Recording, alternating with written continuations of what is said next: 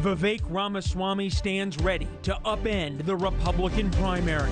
I do think it takes an outsider. People here are hungry for outsiders. You can see it in his eyes that he truly cares for the nation. I am the youngest person ever to run for the GOP nomination for U.S. president. At 38, he possesses the confidence of a seasoned politician. And I love seeing young people here. Thomas Jefferson was 30 years old when he wrote the Declaration of Independence. It takes a person of a different generation to reach the next generation. Now, Ramaswamy must convince voters youth and optimism outweighs age and experience.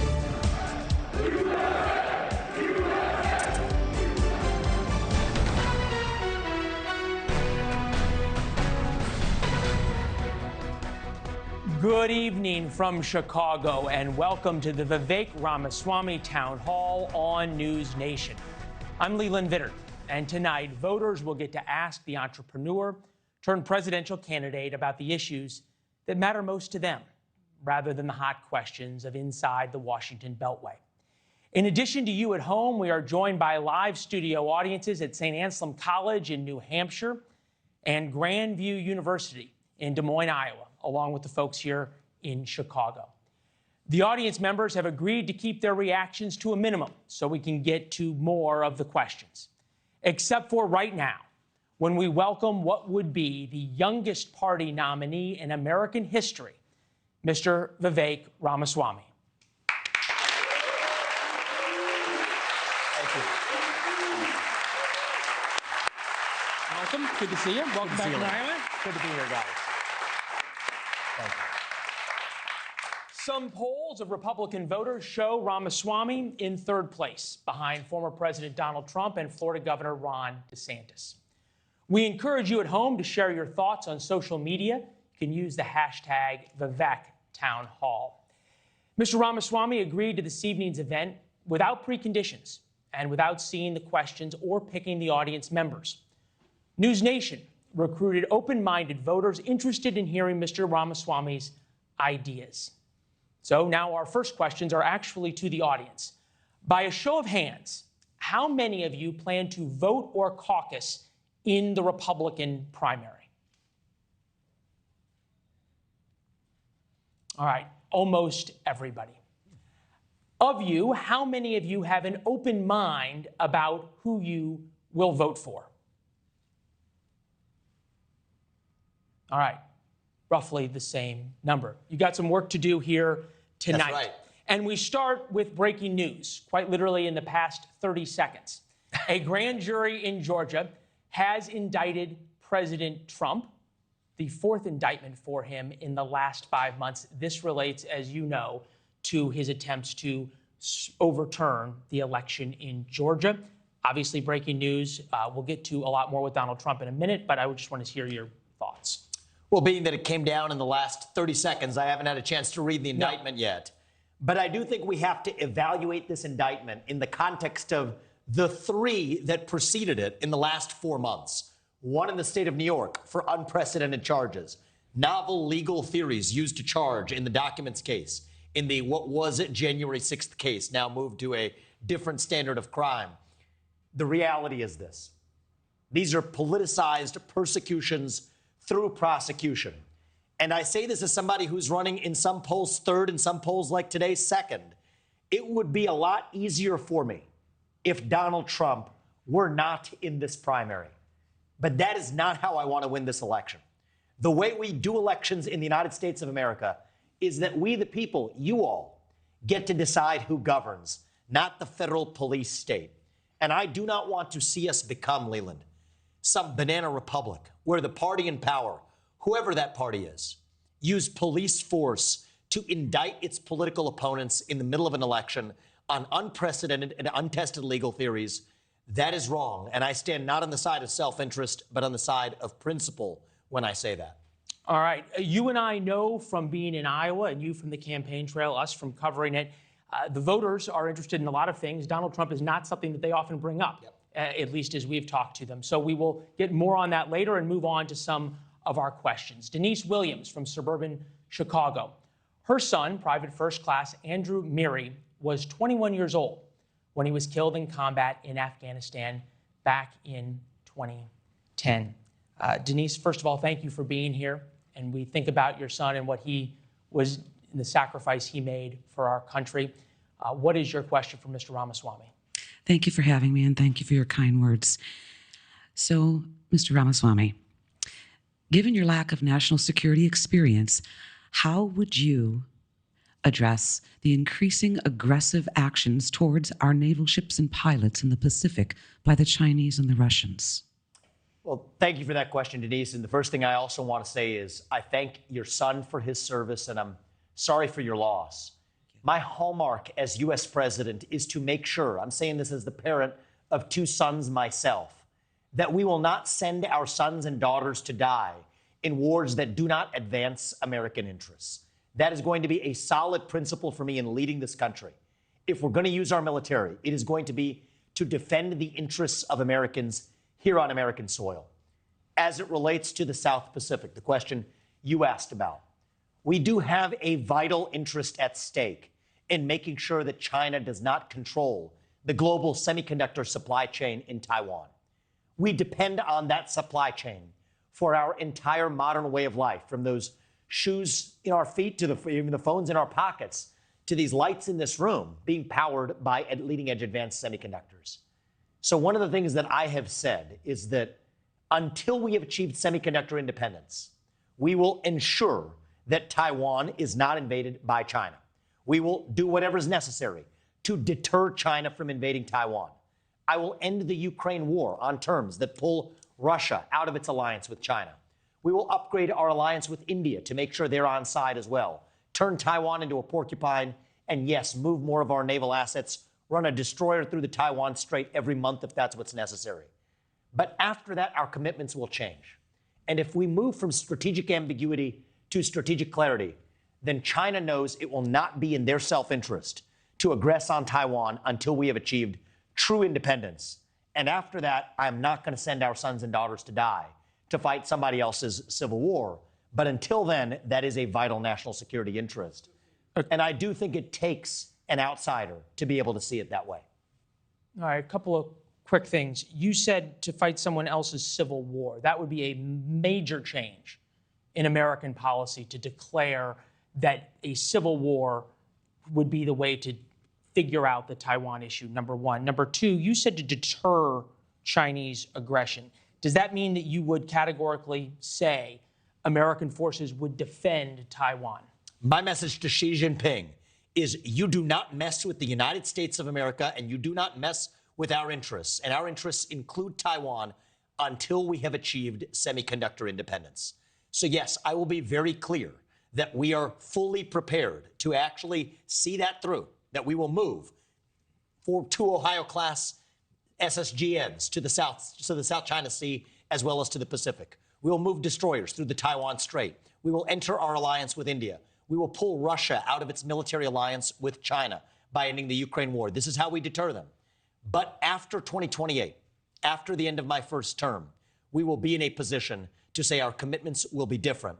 Xi Jinping will not go for Taiwan until the end of my first term. I'm confident of that. And that is how we secure American interests while avoiding nuclear war. I do think that this will be the most important element of our foreign policy for whoever's the next president. And I think the strategic clarity that I'm offering is actually more likely to secure peace than the position of strategic ambiguity that the U.S. has so far adopted. All right, we'll move on to Victor Rottinghouse in Iowa. He's a truck driver and a veteran of the U.S. military, joining us from Des Moines. Go ahead. Hey, Mr. Ramaswamy. With all the division, we would like to know who are your top cabinet picks that you would choose to seek advice and counsel from? All right, I think I'll clarify just a little bit in that it's early, right? Yes. In this process. So it may not be early yet and fair yet to make you pick an actual cabinet as of now with names. But if we zoom out a little bit, give us some names of either Donald Trump's cabinet, Joe Biden's cabinet, Barack Obama's cabinet, even George W. Bush's cabinet, that are of the type of people you would look for. So look, when it comes to foreign policy, I believe in Cold War realists as the kind of school of thought that I want to see. Not people who favor the moderate liberal hegemony, not neoconservatives, but the likes of George Kennan, who of course has long passed, or James Baker, That gives you the sense of the kind of foreign policy vision that I want to bring to the table. Realism, nations advancing their own self-interest. I think that's what we're missing in our foreign policy establishment today. When it comes to somebody who wants to lead the U.S. Federal Reserve, for example, a really important pick that the next president will have to make in January of 2026, I like the likes of Rand Paul or Ron Paul, who have a vision that I share for radical reform of the U.S. Federal Reserve, restoring dollar stability as a single mandate. But in any case, whoever it is in a cabinet position, it is going to have to be somebody who shares my commitment to an originalist understanding of the Constitution. And Leland, one of the things we've already done that no other campaign has done is we've released our list of federal judges and Supreme Court picks. That's something that's actually provided greater transparency for how I see the Constitution. And I think it's also going to have to be cabinet members and other federal employees who are committed to my vision to reduce the federal employee headcount by 75% by the end of my first term, 50% by the end of the first year. So these are going to have to be agency heads who are, yes, willing, ready, able, and even have the energy to actually fire potentially a majority of the people reporting into them. That is how we restore integrity in our constitutional republic. All right, so I got James Baker and I got Ronna Rand Paul. Any other former cabinet members, any other current cabinet members that you'd be willing to say this is the kind of person I'm looking for? Well, look, we're sitting here in August before the first debate, still 5 months in advance of the first primary. Many of them could even be other people who are running in this race for U.S. president. I'm looking forward to that debate stage. I'll be keeping an eye and remembering who's actually doing next best to see if actually they might actually occupy a pretty good cabinet role. I think there are good governors in this, you know, a lot of good Republican governors, from Brian Kemp to Kim Reynolds to Kevin Stitt to Kristi Noem. I mean, the list goes on. So I think we have a deep bench to choose from. But that bench of red state governors will be one of the places that I look for my cabinet as well. All right, so that's where the team of rivals comes from. Yes. If it would be. Anybody who's on the debate stage that you're going to be with that you think could make up part of that team of rivals? Look, I actually think pretty highly of most of my, I don't want to call them competitors. I'll call them colleagues who are on that debate stage. You don't hear me bashing other candidates because I'm going to need each of them to play their role when it comes to reviving this nation. And so, yes, I do think that this presidential campaign will put some of them to the test. I think a certain number of them will be eligible for cabinet positions in my administration. I also want to say a word about Trump. I think Trump was an excellent president. I think his defeat of Hillary Clinton in 2016 was an important political event that stopped the leftward march through our government and our institutions. And so I expect to take him as an advisor as well, as I'm actually taken to the next level, our America First agenda, shutting down that administrative state. There were some forces that stopped him that I expect will not stop me, but I will be proud to still learn from the foundation that he laid and even understand what he would have done differently. So that's the way I think about my fellow competitors in this race. They're people who I will rely on in different ways from the White House as I lead this nation forward. This is not a one-man job. This is a team sport. That's the way I see it. All right, we'll get back a little later to how you'd shut down the administrative state. Meantime, Deval Patel, who's a financial consultant here in Chicago, with us now. Great. Thank you for being here. Welcome back to Chicago. So regardless of who you voted for, it's not a secret that 2016-2020 highly divisive for the country. Behind closed doors, when I speak to my more left-leaning friends, it's clear that we all want the same things. We might disagree on policy of how to get to the outcome, but it's very clear that everyone's pretty much on the same page. So what is your value proposition, regardless of party standing, on how you're going to unite the country and especially convince, let's say, folks in Chicago who have largely voted a certain way for most of their lives on why you are the right candidate to unite the country regardless of policy? Deval, thank you. That's such an important question. We're skating on thin ice as a country now. I do not want to see us march to some national divorce. I want to lead us to a national revival. The first and most important catalyst to do that is a landslide election in 2024. This cannot be another 50.1 election. It just can't. I think that is risky for the country. It may take some of that ice and actually run some cracks through it that I do not want to see happen. I think I am the only candidate in the Republican field who can actually deliver that landslide because we are bringing young people with us in droves. I'm the youngest person ever to run for U.S. president in the Republican Party. I have lived the American dream. This country has given me much. Son of immigrants who came to this country with no money. I've gone on to found multi-billion-dollar companies. Did it while marrying my wife, raising our 2 sons. That's the example we want to set for this country of what is possible, regardless of whether you're black or white, regardless of whether you are Democrat or Republican. That's the way it's done in the United States of America. That is what unites us.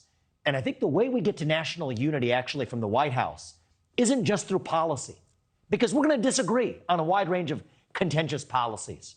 But I think half the role of U.S. president is setting a tone of national character, of being a president in the White House. And I think it's been a long time since we've had one who meets this high standard, where I can look my 2 sons in the eye and tell them in good conscience that whether or not I agree with his policies, at least I want you to grow up and be like him. I think that's an important part of how the next president can actually reunite this country.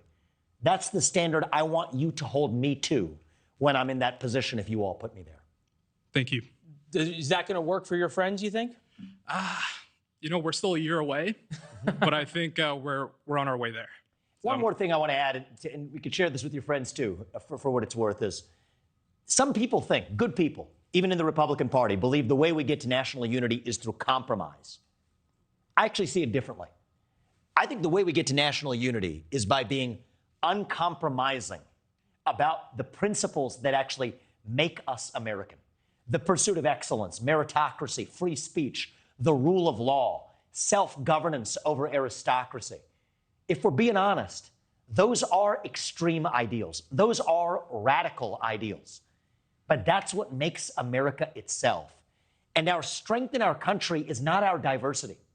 In some ways, we have gotten so obsessed with celebrating our diversity and our differences so much that we forgot all of the ways we are really just the same as Americans, bound by a common creed. E pluribus unum means from many one. That's actually what we're going to have to revive. That which unites us across our diversity, that's our true strength.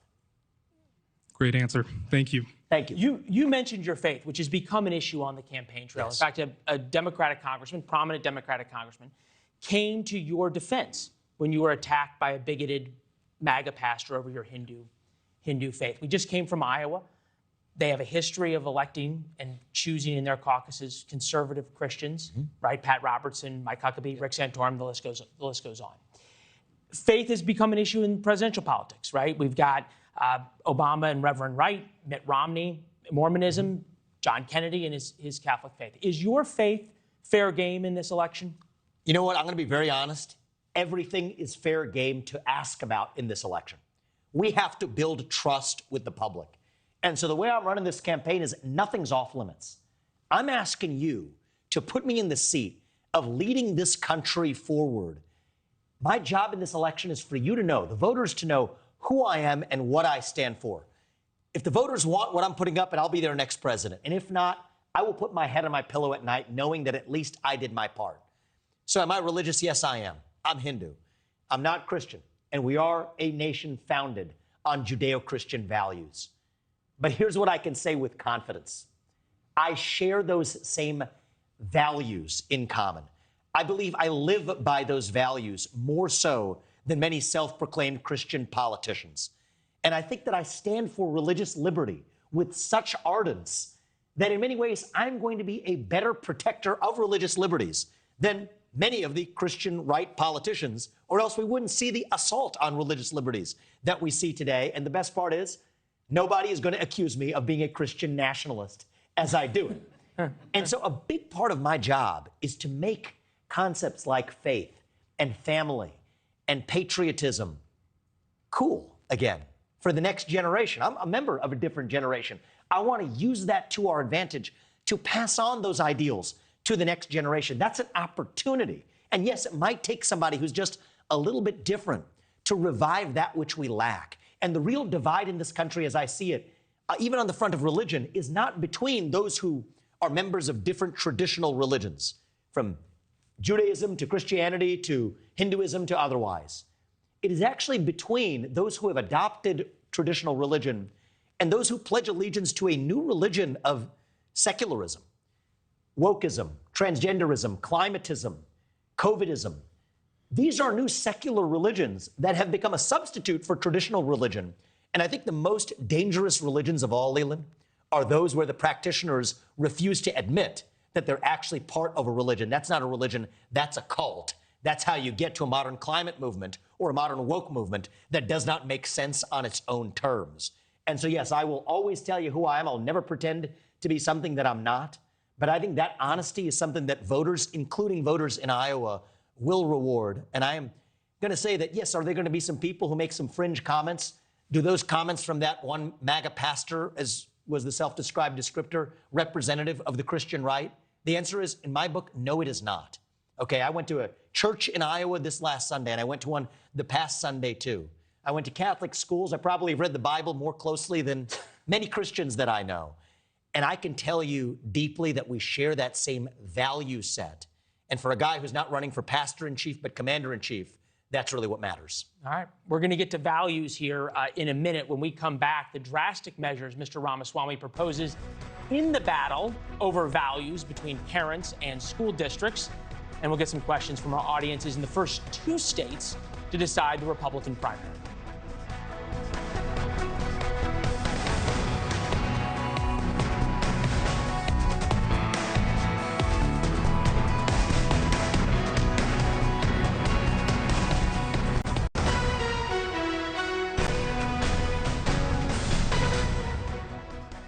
There's no option for us but to make a better country for our sons, and that's really why we're in it. You remember that? We were there together in Iowa? I know that guy. All right, there we go. Yeah, well, we know that woman, too. Apoorva Yes. Ramaswamy, your wife there. Wonderful woman. Yes. We're really glad to be able to spend a little bit of time with her. We spent Saturday with the Ramaswamys in Iowa, and she's not alone in caring about her children's future. You talk about that an awful lot on the campaign trail. And as we put together tonight in the questions and started interviewing audience members, the amount of questions we got focusing on education stunned us. As you could argue it was the number one issue people cared about. It's an issue you talk a lot about in totality. You've made abolishing the Department of Education a key part of your campaign. We'll get to how you're going to do that in a minute. Brian in Iowa is going to ask about that. Karen in New Hampshire wants to ask about your proposed civics test for high school seniors. But we actually start from a question from Anna Lester. She's a 17-year-old high school senior here in Illinois. By no measure, either the 25-year-old rule or the 18-year-old rule. Will you be 18 for the election? You can vote? I will, yeah, I will. All right, there you go. Here's your question. Okay, yeah, as you mentioned, I'm 17 years old and I'm a senior in high school. And I've found that over the past few years, especially since the pandemic, it's been extremely difficult to voice any conservative opinion without pushback from teachers and peers. And I don't see an equal attitude towards students who share more progressive opinions. I'm a young person, and I know that a lot of people are in my shoes and they're too scared to share their opinions because of their fear of being labeled or being discriminated against.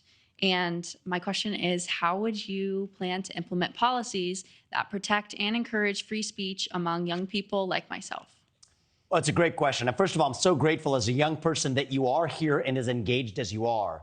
And I can basically confirm that I see everything you say amongst young people. My wife, Apoorva, and I, she's also hopefully a hero that stands as an example for what's possible in this country. We made a decision to endow a scholarship called the American Identity Scholarship. It's one of the most rewarding, financially rewarding scholarships that a high school senior can win. It's $25,000 towards college. We're now hearing some high schools, including those that have imposed racial equity agendas on their students, say they will not even inform their students of that scholarship that they could win because they deem the American Identity Scholarship to be controversial. This shows how far we've come as a culture, so I feel what you do. I'll say some things that I'm going to bring to the table, but it's not just going to be me that solves this problem. It's going to be you. That being said, there are things that the government should do. I think that much of what we call wokeism, it meets the Supreme Court's test for what counts as a religion. Well, if it really meets the Supreme Court's test, then that means much of what we see, even in public school teacher training, constitutes a Title VII violation. The Title VII violation is that the prohibition on discrimination on the basis of religion says you can't force somebody to bow down to the religion of the employer, especially when that employer is the federal government or the state government. Well, in this case, if this meets the Supreme Court's test for what counts as a religion, certain words you can't say, clothes you can't wear, apologies you must recite, well, then that means that bending the knee to this religion is no more legal than forcing it for any other. So I will instruct the Department of Justice to enforce our civil rights laws even-handedly, to eliminate the political viewpoint discrimination that we see in the private sector. That's just one of many examples of things that I plan to do as your next president. But I also want to be very clear. The president is not going to be a political messiah to solve all of our cultural problems. Some of that's going to land on your footstep as well. I'll remind you that Alexander Hamilton was in his early 20s when we declared independence. Thomas Jefferson was 33 when he wrote the Declaration of Independence. People say I'm young at 38. I'm old compared to those guys running for U.S. president. So I think it will be young people who bear both the responsibility and have the opportunity to step up and be those revolutionaries in our time. What does that mean? When you are the only person in the room, whatever that room is, maybe it's in college next year, maybe it's at the dinner table, maybe it's with your friends in a car ride, when you're the only person in a room who believes what you do, you have an obligation now more than ever to actually stand up and say it. And I will make you a promise. You hold my feet to this fire if I don't keep this promise to you. If you do that, and you do it with conviction, you will find that you are not the only person in that room who believed what you did, because other people will come out of their closet as well. Fear has been infectious, you're right. But courage can be contagious too. So I will do my part, but I need you to do yours. And that is how we're going to revive this country. Thank you so much. And thank you. I promise to do that. Thank you. You have my promise too. I'm very proud of you. Thank you. All right. Dr. Brian McQuaid, I think you earned yourself a new supporter if she wasn't already. She was Dr. excellent. Brian McQuaid, Associate Professor at Grandview University in Iowa, is with us. Professor?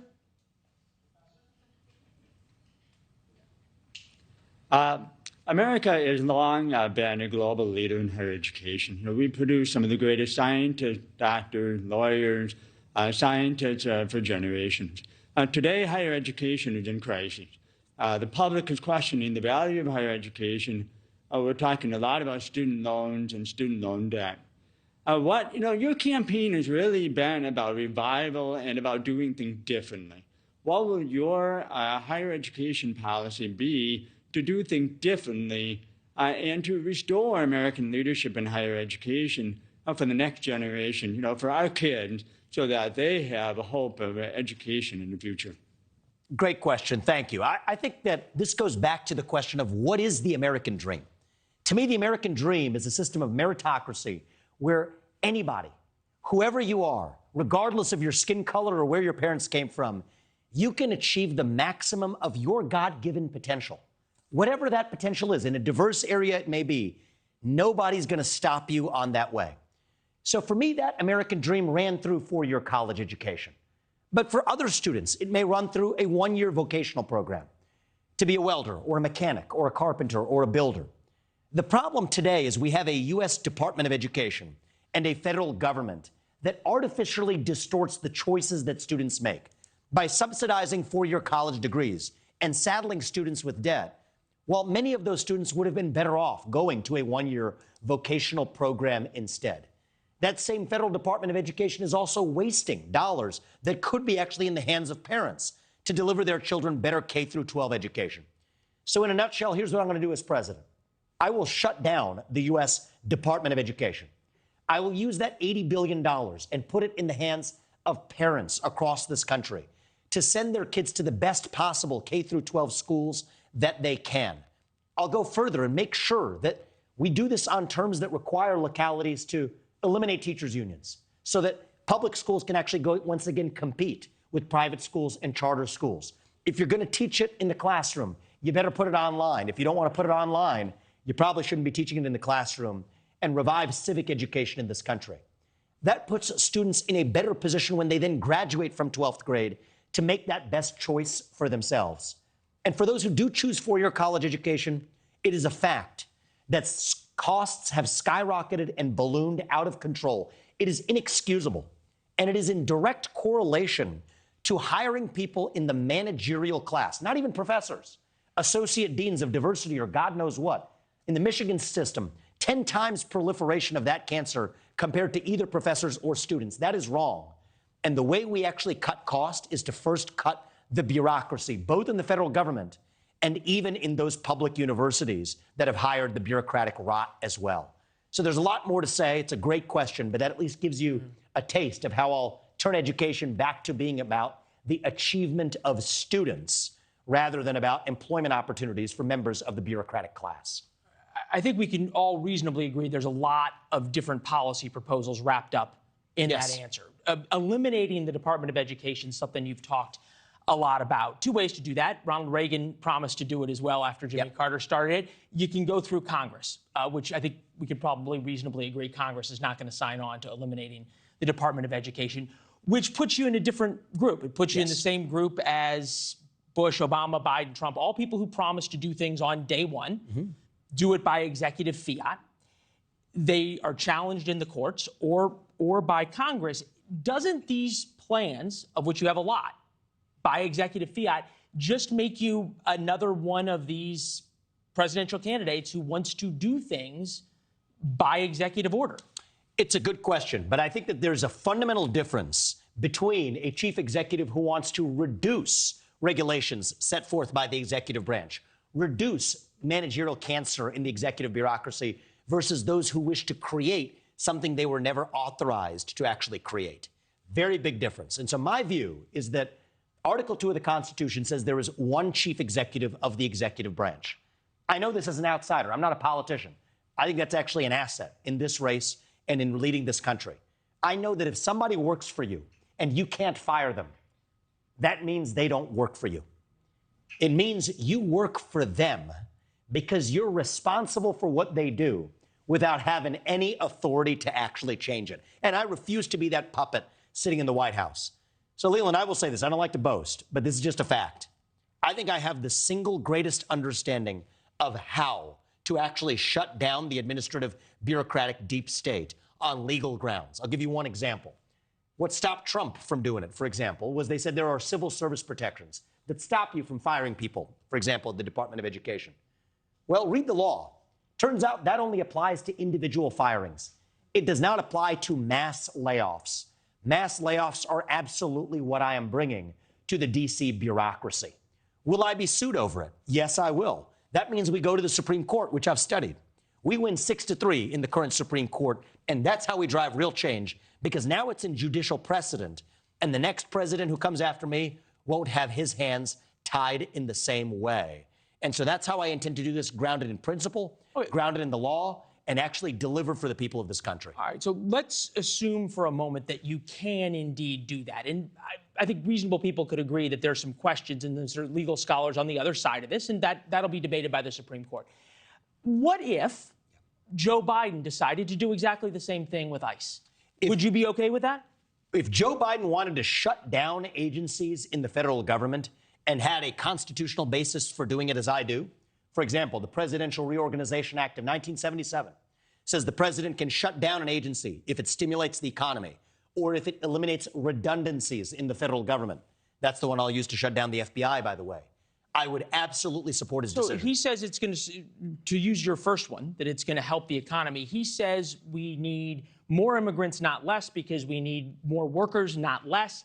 I'm going to shut down ICE. Well, we have to still enforce the laws of this country. That's the difference. Well, but the Department of Education is also a law. Funding it is also a law by Congress. I'm just trying to figure out where you're cherry picking which agencies are able to be shut down and which aren't. Reducing bureaucracy is the top of the agenda. And so if you're generally reducing bureaucracy, I stand on the side of doing it. And ICE is a perfect example.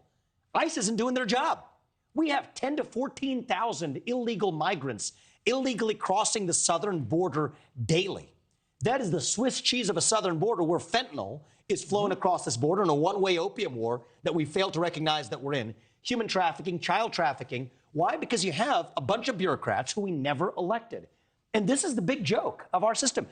People in the Republican Party want me to criticize Joe Biden. I find that boring. Why would I criticize Biden when he's not even the person running the country?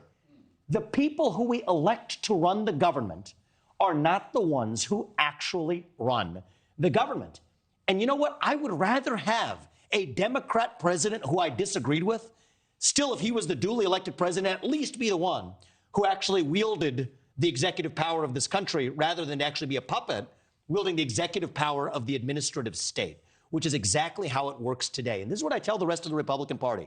Stop talking about Biden and Harris. Start talking about our own vision, what we stand for. 2022 wasn't a red wave. It was a red trickle at best. Because you can criticize the radical Biden agenda all you want. If you lack a vision of your own, we're going to lose again. But if you want to win in a landslide, as I believe I will as the nominee, we will explain to the people of this country why reducing the federal employee headcount, the size of the federal government, by 75% will stimulate the economy. It'll restore a three-branch constitutional republic, and it will revive the essence of our national soul. Do that, we'll win in a landslide. That's exactly what I'm going to do. I think there was a joke Ronald Reagan once made about non-essential employees on snow days. If you don't show up on a snow day, you're not needed in the federal government. All right, we're going to get to your issues on the border in a little bit. My version of that is if you're working via Zoom, see you later. You know, all right, well, that'll clear out a lot too. of offices in D.C. Yeah. Karen Davis, retired Census Bureau worker in New Hampshire, is with us for a question about education as well. Hi. Yes, hi. Thank you, Mr. Ramaswamy. I agree with your proposal to have civics. High school students have to know their civics and then pass the test that new citizens have to take. But if there was no federal Department of Education, how would that be enforced as in your administration? As my understanding that education is set at the state and local level. So how would it be implemented? Your understanding is absolutely correct, and I intend to keep it that way. So even though many of the solutions that I speak to stand for my vision for this country, I'm going to depend on states, good governors, good mayors, good school board members to do their part. It's really important to preserve that federal separation in our system of federalism in this country. I'm a 10th Amendment absolutist. That which is not reserved to the federal government is respectively reserved to the states and to the people. So I will abide by that. All right. I have expressed my support for a constitutional amendment in this country that says that basically if you want to age into citizenship, including all the civic privileges, including voting, you have to at least pass that same civics test that an immigrant has to pass in order to become a voting citizen, or else at least serve this country minimally for 6 months in the military or a first responder role. So that constitutional amendment is something that I can drive as the U.S. president. But you're absolutely right. It will indeed take school board members, governors, local parents really driving that change at the state and local level, which is where education belongs. All right, so now that we are in the realm of amending the Constitution, term limits? I favor term limits. Okay, 3 for Congress, 2 for the U.S. Senate. I do have to say something, Leland, though. This is the less important term limit that matters. The real term limit that we need, we have an 8-year term limit in the executive branch for the U.S. president. That I can't collect a paycheck from you all as the taxpayers for more than 8 years, which I think is a good thing. But then neither should any of those federal employees reporting into me either. Term limits for the bureaucracy of people who were never elected in the first place. And that I can do without a constitutional amendment because I will be the CEO of the executive branch, including the HR department, which reports into me.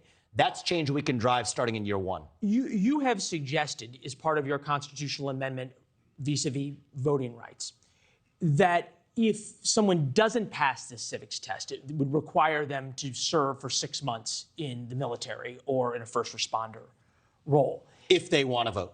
If they want to vote. If they don't want to vote, you can be, up until 25, no matter how ignorant you are of America, you get to vote. Yeah, so the basic proposal is we want everybody in this country to have skin in the game.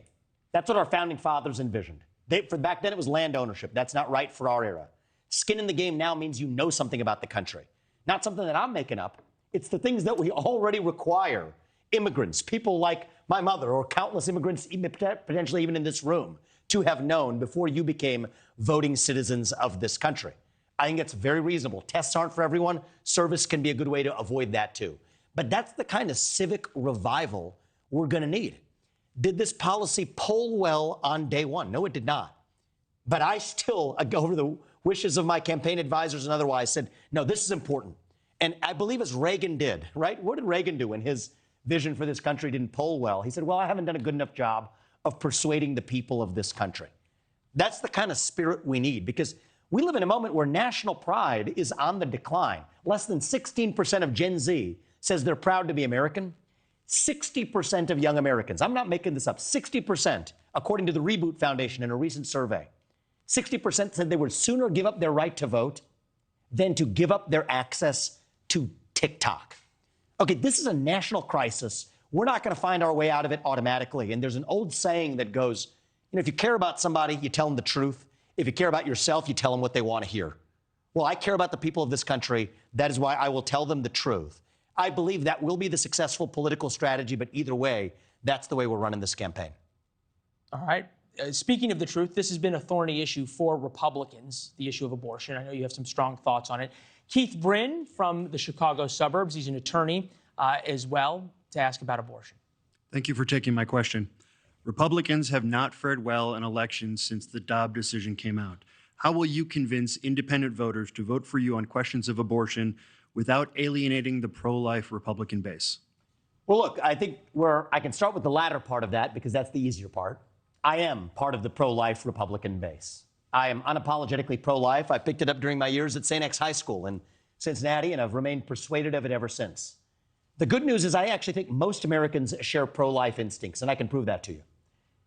Take the case that Clarence Thomas asked about during the Dobbs hearing. Pregnant woman walking down the street, she's assaulted. Unborn child dies as a result. You find me one American, one person even in this room today, who says that that criminal does not deserve liability for that death. You won't find one, at least I haven't yet. That says we share the same intuitions in common. Now we've turned it into men's rights versus women's rights. I think this is about human rights. So I, for my part, am willing to walk the walk when it comes to being pro-life. And here's where I'm different from many Republicans. I think we should be open to policies to help support contraception, adoption, paths to child care, sexual responsibility for men in an era of genetic paternity tests that are 100% reliable. Add that to the law in terms of liabilities and responsibilities that men should bear too, to say we're all in this together. This is not a men's versus women's issue. It's a human rights issue. And then I'll also say this. I'm running for U.S. president. I'm not running for governor. As I said earlier, I'm a 10th Amendment absolutist. That which is not reserved to the federal government is reserved, respectively, to the states and to the people. This is a states first issue. And I am yet to be persuaded of a constitutional justification for the federal government to act. Not Biden to codify Roe versus Wade into law, but in fairness, not Republicans either to codify a different vision into the federal law either. And I think that is how we move forward without letting us be held hostage at behest of national division over this one issue. Will I unite America on this issue? No. This is one issue where I'm never going to promise to unite us on this one issue. But I can unite this country despite this issue by speaking about it and standing for pro-life commitments in a way that are authentic, in a way that I don't think we in the pro-life movement have yet completely done. Keith, you're from Highland Park, which is a fairly liberal part of a fairly liberal state. Yeah. Does that answer change any minds, you think? No, yeah. It doesn't. And I know that. But it's a hard sell. But here's my mission. I'm not looking to change someone's mind on where they are on abortion, but I am up to change somebody's mind on this.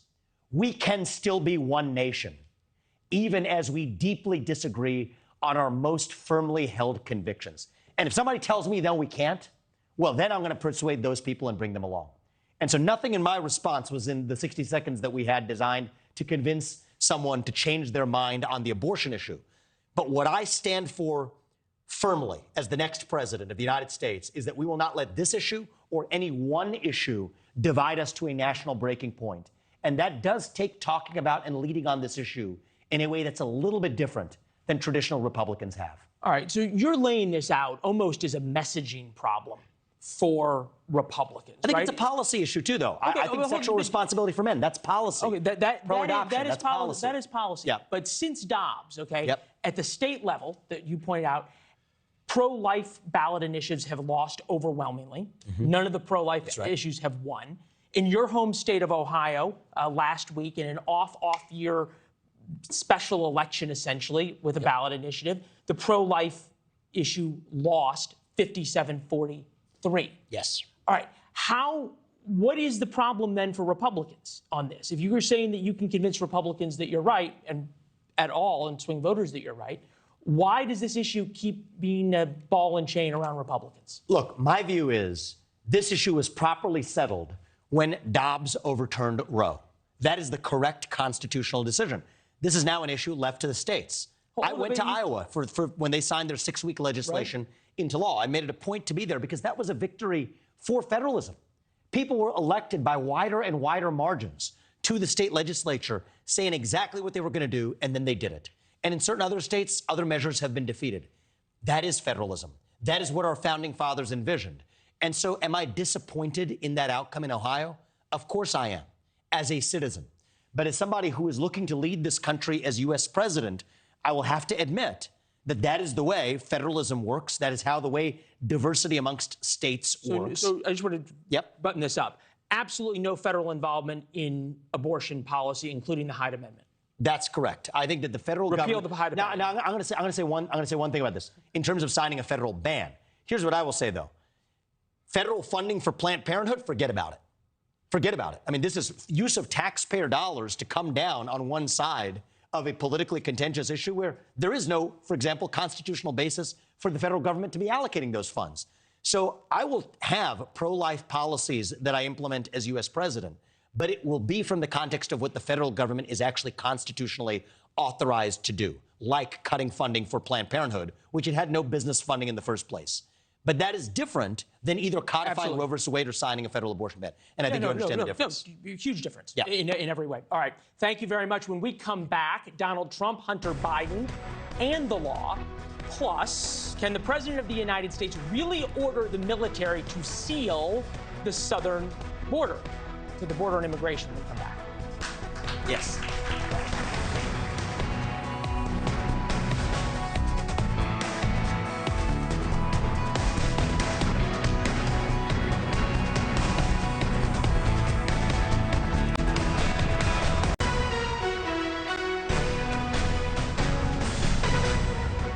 Well, since time began, or at least elections began, the economy has been issue number one for voters. We want to turn now to a question here in Chicago. Leon Blackshaw, who is a tech worker here in Illinois. Leon? Good evening, Mr. Ramaswamy. Thank you for joining us here in Chicago. My question is, what would be your top 3 priorities for the economy if elected? Well, first, let's see what's wrong with our economy now. In a nutshell, here it is. Prices have gone up, wages have not. Businesses, both big and small, cannot find people to actually staff open positions. We have over twice as many job openings as we do people looking for work. This is the problem in the economy. How do we fix it? First is fix inflation. Drill, frack, burn coal, embrace nuclear energy. That's how we drive inflation down. That's how we drive GDP growth. No longer pay people to stay at home rather than to go to work. Attach work requirements to welfare. That's how we bring down the national debt. It's also how we help address the open positions in the economy. And I also think that we need radical reform of the U.S. Federal Reserve. What does that mean? Restore dollar stability. Peg the dollar to gold, silver, nickel, and agricultural and farm commodities to stabilize the dollar. That's how we'll see actually real wage growth rise in this country. With that, we're back to 5+% GDP growth. You know what? We're going to have a more united country when we're all making more money in that country. That much I'll be able to deliver by, I think, the end of my first 18 months in office. You believe it? Well, when I see it. Yeah. You'll see it by 2026. That's the answer. Leon, thank you. I want to figure out where your question's coming from. What have you been experiencing in Illinois, granted a democratically run state with a huge debt problem of its own, in the economy that makes this so important to you? Well, I most definitely feel that myself and everyone around me is experiencing, as you mentioned, inflation. So across the board, whether it be the price of food, utilities, real estate. So it's a real problem for everyone. So. And it's great you bring that up because there's this narrative now that inflation rates are coming down. Don't be fooled, and I suspect you won't be because you experience the prices when you go to the grocery store, when you're actually trying to change your lifestyle to match your actual budget, because inflation is cumulative. So here's the hard truth. Prices today are still 16% higher than when Biden first took office, yet wage growth is far more stagnant. So when wages stay flat and prices go up, people suffer as a consequence. That's where we are today. And I think that the unemployment number being low is also a false mirage, because the real problem is the reverse. Businesses, both small and large, cannot find enough workers to actually drive their growth. These are structural failures in the economy. And so we have to actually understand what's going on. Believe me, that's not going to take a professional politician to get that job done. Maybe somebody who has actually built multi-billion-dollar companies in the private sector, who has executive experience. That's exactly what it's going to take to see this through. You said there's a hard truth. The other hard truth is that we have an exploding national debt. Yes, we do. And we are at a point where it pretty clearly, within the next couple of years, there's a possibility, if interest rates stay where they are, that the interest on the national debt is going to be more than the tax receipts of the U.S. government. The only way to fix that is entitlement reform. Medicare, Social Security, possibly Medicaid reform. Are you up for that? I am up for that after we have delivered economic growth. We're starting from a place of deep distrust right now, and for good reason. So the first step we need to take is actually deliver GDP growth. I can get us back to 5+ GDP growth compared to 1-point-something% now. After that, people have more money in their pockets. Then we can have the conversation about how, for the next generation, not touching the benefits of seniors now, but for the next generation, how we rationalize by first taking aim at the bureaucracy. Those are the easiest savings we can derive, plus work requirements for welfare. That gives us a big head start. All right. You have made an incredible career for yourself by being an excellent, among other things, salesman. And with confidence in yourself and confidence in your ability to get things done. I want to read from you for you a quote from the New York Times. Obviously, it's the New York Times, but you'll know where we're going. Mr. Ramaswamy's enterprise, meaning your first business, is best known for a spectacular failure.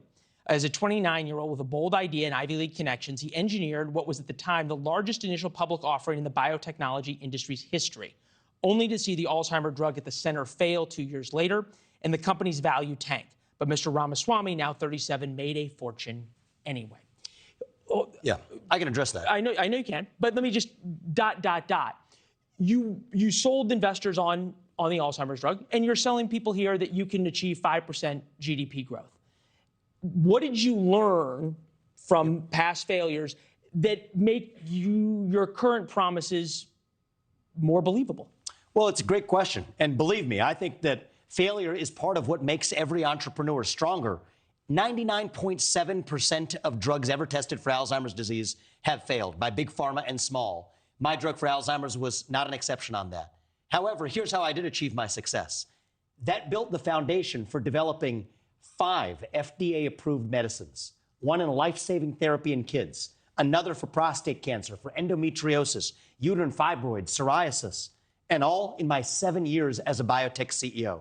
So what did I learn from that? Hardship is not a choice. Hardship is something that happens to you. Victimhood is a choice. And we choose not to be victims. We choose to be victorious. I think that is a lesson for America where we find ourselves now. We are a nation in hardship, but we should not choose to cower in that hardship. That can make us stronger. My company would have never been as strong as it was had we not gone through the experience of developing that drug for Alzheimer's disease. And it was many of those same people that helped deliver life-saving medicines and life-changing medicines for other diseases.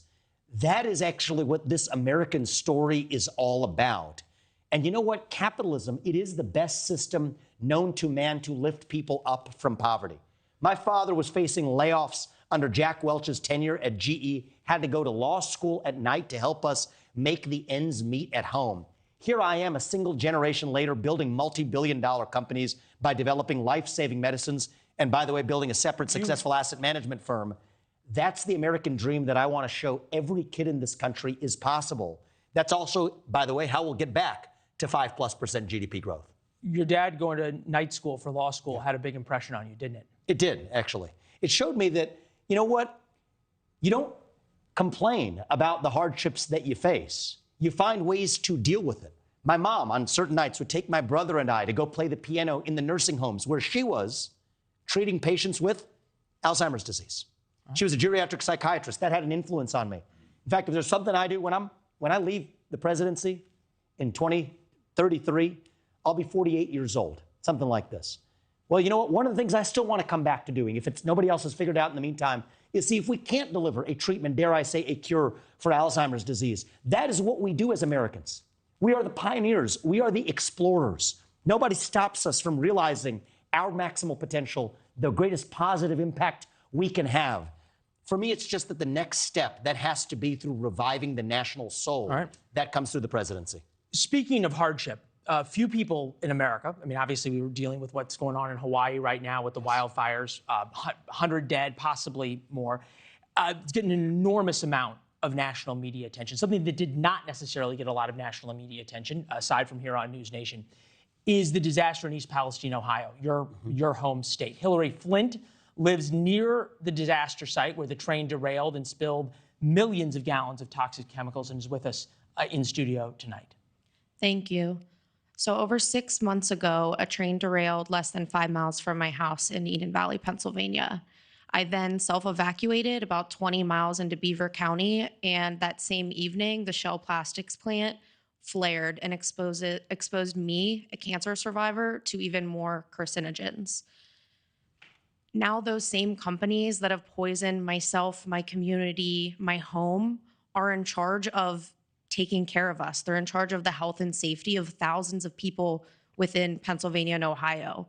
So my question for you is, as a multimillionaire, how are you going to protect everyday Americans like me from billion-dollar companies? Well, look, I think that I'm aiming to do it as your next president, but it's interesting you did bring up my financial success.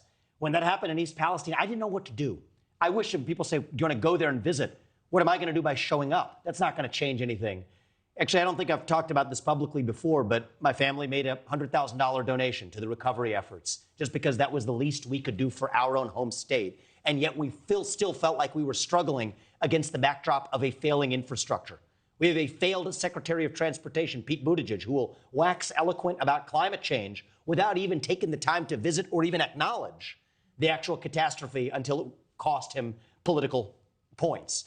The reality is, even now in Maui, our fellow Hawaiians, our fellow citizens, are left to fend for themselves as the U.S. government sends $200 billion to protect somebody else's border from an invasion when we have problems right here at home. We're doing more for Ukrainian infrastructure than we are for U.S. infrastructure in this country.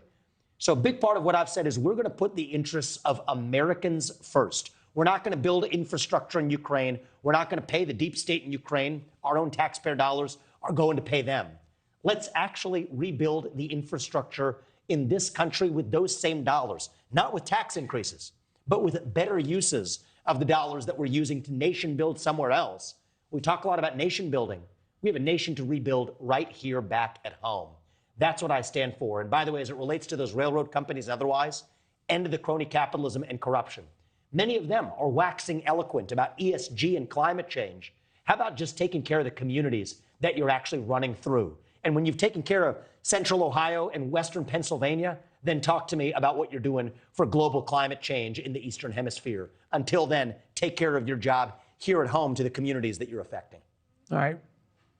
I'm going to follow up on that for you. There's a few things there. We'll get to Ukraine in a second. But just quickly, you're proposing to gut a number of the three-letter agencies whose job it is to protect East Palestine.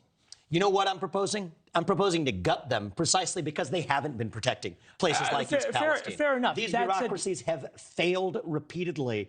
And you know what? If somebody broke the keys to if somebody broke your car, you don't turn over the keys to the guy who broke it. Well, then who's going to do it? Well, I think actually I would just take that money. Here's a general blueprint for how I'll run the federal government, from healthcare to education policy, even to other areas of the federal government. Take those savings and put that money back in the pockets of our citizens. Just send them a tax-free check if that's what it takes. Everyone in this country will be strictly better off than to feed the beast of our Leviathan and bureaucracy in the meantime. That's exactly how we drive change. All right, we're an hour in. You've gotten to a word that I don't know, the Leviathan? Yes, the Leviathan is Thomas Hobbes's word 400 years ago for the monster, the beast. The Leviathan today is those three-letter monstrous agencies that really quash the will of everyday citizens, all right? This is what Thomas Hobbes envisioned 400 years ago. That's what gave inspiration to our founding fathers to write a constitution that says, you know what? We, the people, create a government that is accountable to us, not the other way around. That is the American way. And you know what, Leland? Some people call me extreme at times. Guilty as charged. Because the American ideals that founded this country, they are extreme ideals.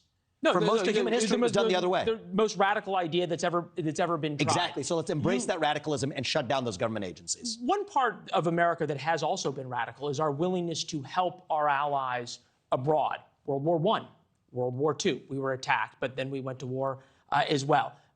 We went to war when Pearl Harbor was bombed. Right. And yes, if you mess with us on our homeland, we will come for you, and you will have hell to pay for it. World War I, we also got it. We also went into NATO, okay, and agreed to protect our allies. It's something that America has done that's unique to America, to spread and expand our own territory, but to expand freedom. You've drawn a direct parallel between aid to East Palestine, aid to Ukraine, and what we're doing in Ukraine. That is unique pretty much not only in the Republican field, but in the presidential field as well. Is your comments not simply emboldening someone who has a large nuclear arsenal and has publicly stated his goals are to take over more land and potentially attack U.S. allies? The answer to that question is no. Here's how I actually define peace in Ukraine. We will do a deal. In a good deal, everybody has to get something out of the deal. I'll start with what Putin gets out of the deal. We will freeze the current lines of control, just like we did at the end of the Korean War. We will further make a commitment that NATO will not admit Ukraine to NATO. Remember, James Baker told Gorbachev in 1990 that we would not have NATO expand 1 inch beyond Germany. Well, look what we've done since then. In return, though, I will require that Vladimir Putin exit his military partnership with China. The Russia-China military partnership outmatches the United States on nuclear capabilities, on hypersonic missiles, on China's naval capacities, all the while a country in China that we depend on for our modern way of life. And worst of all, through the Ukraine war, we're actually pushing Russia further into China's hands. So I will end that war on terms that advance American interests. This is also how we... You just said you'd make a deal with Vladimir Putin. Yes, I would. Has Vladimir Putin ever made a deal that he's lived up to? Because we haven't actually backstopped it with the proper self-interest. I don't trust Vladimir Putin, but I trust him to follow his self-interest. And if we've reopened economic relations with Russia, if we have actually made a hard commitment that NATO will not admit Ukraine to NATO, he will have no reason to be in that military partnership with China. He doesn't enjoy being Xi Jinping's little brother. He wants to actually have a trilateral world order, not a bilateral one that favors China where he's the little stepson. So the reality is, I can trust him to follow his self-interest, by the way, just like Nixon did for Mao Zedong in 1972. All right. I'm speaking at the Nixon Library later this week, laying out this is a reverse Nixon maneuver. We didn't trust Mao, but we trusted him to follow his self-interest. We shouldn't trust Putin, but we can trust him to follow his self-interest, and he can trust us to follow ours. And that's why I think I will be more effective in leading this country if I'm honest with the rest of the world, as I will be with all of you, that I stand unapologetically for America's interests. You know what? That may sound bad to some people on the global stage, but they know they can believe it.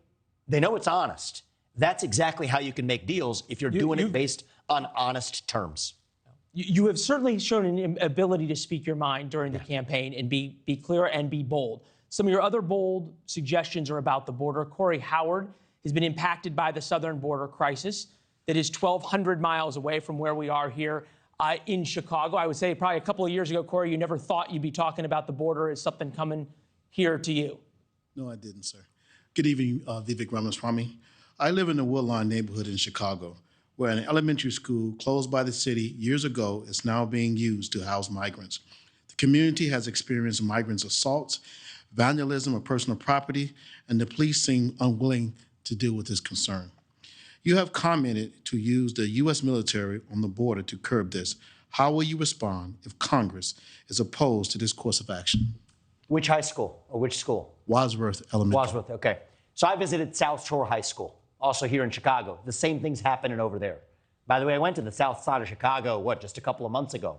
Not a very popular stop on the Republican campaign trail, I'll say, but I'm glad I went there because people in that community are asking the same question that I'd be asking in their shoes, and I am asking now.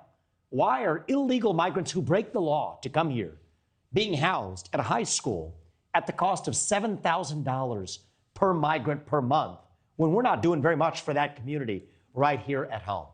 So yes, I believe the wall has been insufficient. I do think we need to finish building the wall, but it's not enough. They're building cartel-financed tunnels underneath that wall, bringing fentanyl, illegal migrants, criminals into this country daily by the thousands. So yes, I've said that I will use the military to protect not an invasion across somebody else's border halfway around the world, but to protect against the invasion, increasingly even the armed invasion, cartel gunmen included, across our own southern border. Right, I believe I will do this as the commander-in-chief without asking Congress either for permission or for forgiveness, because I'm the commander-in-chief and I will station our troops not in places by the tens of thousands like we have in Germany today or in other parts of the world where they're not really doing much of great use. And the young men and women in our military, they will and should be proud of protecting our nation right here at home. That's my modern foreign policy, a modern Monroe Doctrine, which says that you do not mess with the United States of America on our own home turf or in the Western Hemisphere. And if you do, and China is doing it, it's Chinese-made fentanyl through the synthetic materials that the drug cartels are using to make fentanyl that they're pumping across our southern border. No, you don't mess with us here. We will defend. And I think our national defense has been skewed for the last 20 years, going and playing offense, fighting somebody else's war. Under my watch, our national defense spending will once again go towards defense of the homeland, protecting our citizens right here at home. Corey, I see you smiling. You think a Republican has a chance on the south side of Chicago? I think a lot of constituents in Chicago would welcome a different course of action, sir. Yeah. You got a haircut down there, didn't you? I did get a haircut down there. I kind of need one again. Maybe I should go down there if I was here a little longer. It's a good haircut they gave me. All right, Corey, thank you very much. Still ahead, Mr. Ramaswamy weighs in on the Trump indictments, the breaking news from earlier, and the Hunter Biden investigation. We'll see you in a minute.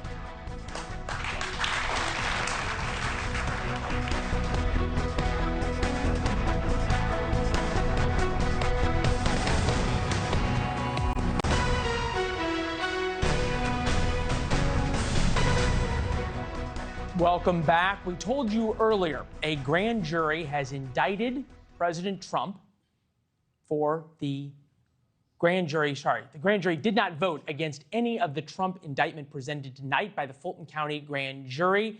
Fani Willis, we're still waiting for the actual indictment to be made public and find out exactly who is named and what the charges are. But there is an expectation the former president is one of those named in the indictments.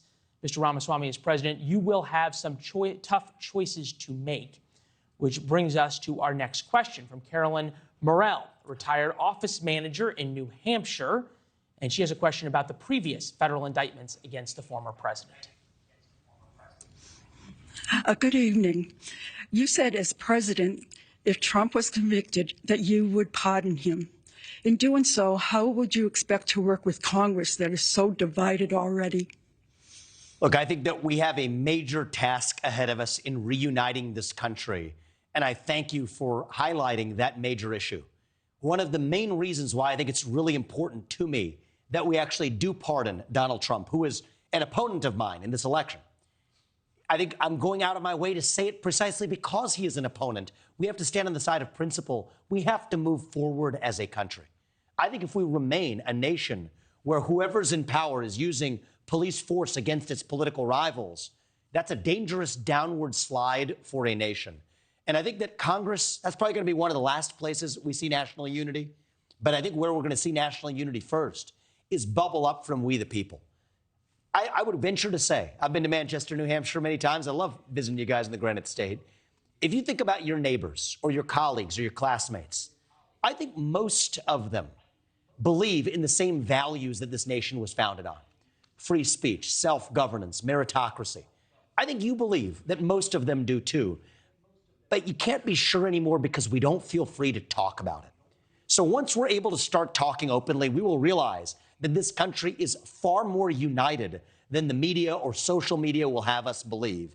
I think at the top, it takes a president who says, we're done with the bickering. We're done with the weaponization of police power. We're moving forward as one nation. And once the president's able to do that, we set a national tone where I have full faith in the people of this country to take care of the rest. All right. Carolyn, you think he's up to it? Pardon me? I think we are having a little bit of an issue communicating with you in New Hampshire.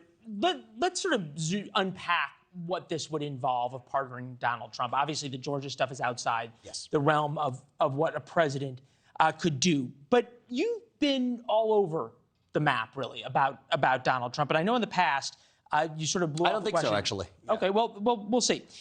You've said that this passage I'm about to read from your book, you were joking. I've read it. Didn't sound like you were joking. I didn't say any of these things, but that's okay. Keep It going. was a dark day for democracy. I'm reading the passage from your book, talking about January 6th. The loser of the last election refused to concede the race, claimed the election was stolen, raised hundreds of millions of dollars from loyal supporters, and considering running for executive office again. I am referring, of course, to Donald Trump. How is that someone who you can still say is a man who you would respect and believe is an advisor and a man of honor and commitment to the America that you say is so important from 1776? Yeah, so first of all, that passage from the book was an identical quote where Donald Trump was actually filled in for Stacey Abrams, and we juxtaposed the two paragraphs. But put that to one side, that doesn't matter. The real point is we're all human beings. Okay, we're not a nation of gods. We're not governed by gods. We're governed by flawed human beings. All of us are flawed human beings. But a bad judgment is not the same thing as a crime. Would I have made different judgments than Donald Trump made? Absolutely, I would have. I will remind you that I'm running for U.S. president to lead our nation forward because I believe I am the best positioned individual in this race to do it. But I think separately, it is a bad precedent that we set when we try to lock up those political opponents. That's bad for the country. And it's my view that, yes, Donald Trump was a successful president, at least made progress on the border crisis, the first president to recognize openly in either major political party the threats posed by China. I think his defeat of Hillary Clinton was probably the most important political milestone of the 21st century, possibly in my lifetime. We did not have a major war. We were not marching towards a major war, as we are potentially now. We were potentially on the brink of one for North Korea at the time that Barack Obama left us with that mess. And so, yes, I judge a president by the results. Does that mean he's perfect? Of course he's not. And I think there are areas to improve. But that is a very different statement than saying that he should be prosecuted for a wide array of crimes, which I think is not good for this country.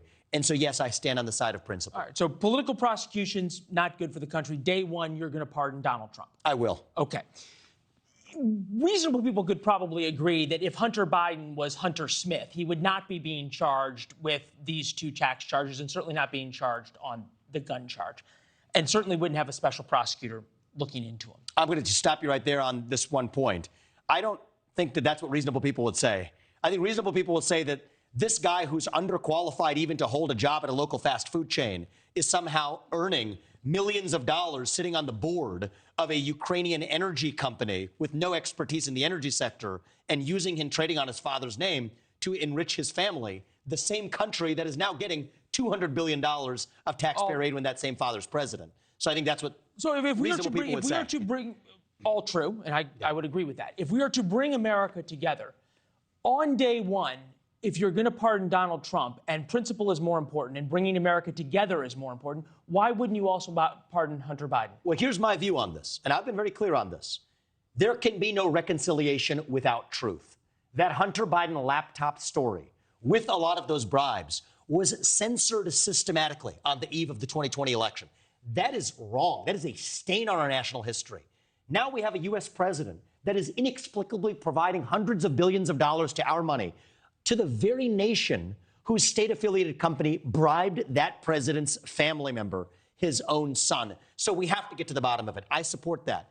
But here's what I will say, Leland, is that as U.S. president, when I get to January 21st, 2025, my second day in office, after I've pardoned Donald Trump, after I've pardoned many of the other victims of politically motivated persecutions through prosecution, after we've won in a landslide election, are on our path to reunite this country and lead this nation forward, Am I going to be focused on the Biden family, or am I going to be focused on American families throughout this country? I choose focus on American families. And so that's going to be my agenda, not pursuing a politicized prosecution either. And that's where I stand on the side of principle. When you say, though, not focused, does that mean you tell your attorney general, we're done, let's move on? Or does that mean that if the attorney general wants to investigate I think we need to get to the facts. I think we need to get to the facts. There can be no reconciliation without truth. The view of the police state how are we going to get to the facts if it's not your priority? Well, we have to ultimately, I do support an impeachment inquiry on Biden for these charges, especially as it relates to the funds being sent to Ukraine now, which are a repayment of a bribe. I do support vigorous investigation into Hunter Biden's dealings. We cannot have a government where foreign adversaries are buying and effectively paying for policies from our U.S. presidents as puppets. That's unacceptable. So I do support the investigations in getting to the bottom of the truth. But why are we even having a conversation about pardons when there hasn't even been an indictment of Hunter Biden, when there have been 3 to 4 now against Donald Trump? So that's the real question. This will get us to the lightning round, and I will start right there. So I'll say a phrase, words, whatever, give me a quick answer. First thing, it sounds a little bit like you think Trump would be convicted if you'd say you'd pardon him. I don't necessarily know that. That's going to be up to the jury. Okay. But if he is convicted of these politicized prosecutions in the interest of moving this country forward, yes, I will pardon him. All right. So future answers even shorter. Okay. All right. Here we go. Lightning round. Vladimir Putin. First words that come to your mind. We can trust him to follow his self-interest, but he is not a friend to this nation. Zelensky. Fraud. No. Direct. That's the most direct answer you've given all night. You said short. There we go. All right, you have 2 sons. Daughter's name if you had one. We haven't really thought about that, actually. Maybe Lakshmi. All right. Does that have some certain meaning to you? It does, yeah. She's in our faith, a symbol and goddess of prosperity. All right. Say something nice about President Joe Biden. I think he loves his son. And I'm not saying that lightly.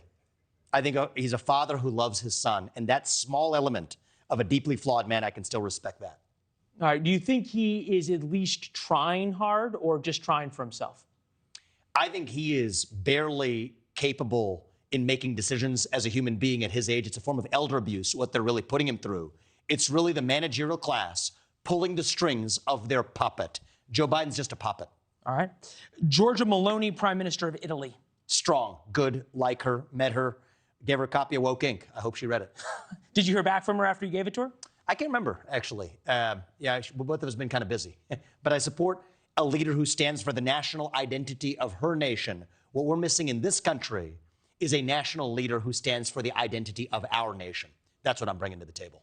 All right, you are from Cincinnati. I am from St. Louis. We are in Chicago. I'm sure there's some jokes to be made about the Cardinals, the Reds, and the Cubs, but I'll refrain just for a minute. Favorite flavor of Grater's ice cream? I like, well, that's a pretty good one. Cookies and cream is pretty good. Cookies and cream, that's basic, not black chip raspberry. Sometimes you got to start with the fundamentals. All right, there we go.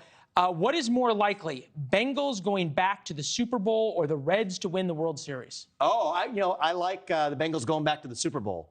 Unfinished business. And so my whole life, I had a dream the Bengals were going to win the Super Bowl. When they finally made it, I said, we're going to go all the way to L.A. and watch it. They ended up losing on the final drive. So I still have hope. All right. Well, hope is a nice place to end this town hall. It's something you're trying to provide America. I know. As a reminder, at the start of the evening, we asked how many of you were undecided on who you would support in the Republican primary. So, once again, by a show of hands, who here, and we'll include our audiences in Des Moines and Manchester, is more likely to vote for Mr. Ramaswamy? All right. What about Manchester? Okay, we're going to try to zoom in here. It looks about half in Manchester, third in Manchester. Des Moines, Iowa. Who's more likely after hearing Mr. Ramaswamy? All right, half there, and then we got about 2/3 here in Chicago. We'd like to thank our audience here in Chicago. You all have been great. Des Moines, Manchester, thank you. You all will be caucusing and voting here in the next 5 or 6 months. At home, the conversation is just beginning on social media. Use the hashtag #VivekTownHall. And with that, we thank you, Mr. Ramaswamy. This has been excellent. Thank you. Thank you very much. Thank you for having me, and thank you all for the audience. Thank you. You guys did great.